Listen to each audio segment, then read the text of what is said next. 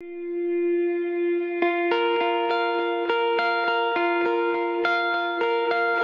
father came from Japan in 1905. He was 15 when he immigrated from Japan. He worked until he was able to actually build a store. Let me tell you a story in the form of a dream. I don't know why I have to tell it, but I know what it means. Close your eyes, just picture the scene as I paint it for you. It was World War II when this man named Kenji woke up. Ken was not a soldier.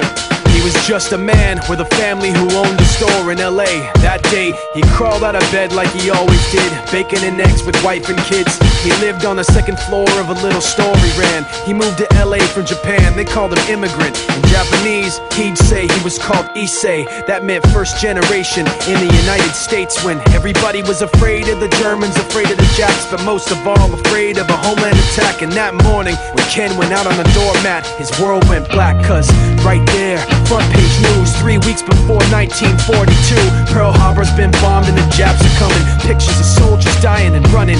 Ken knew what it would lead to, just like he guessed. The president said the evil Japanese in our home country would be locked away.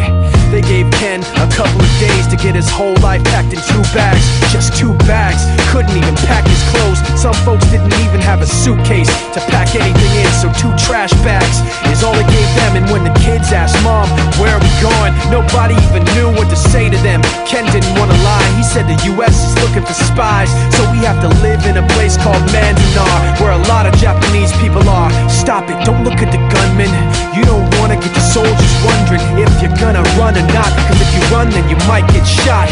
Other than that, try not to think about it. Try not to worry about it being so crowded, cause someday we'll get out.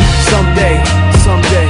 As soon as war broke out, so the FBI came and they just come to the house and you have to come. All the Japanese have to go. They took Mr. Need and people couldn't understand why they had to take him, because he's just innocent laborer. So now they're in a town with soldiers surrounding them.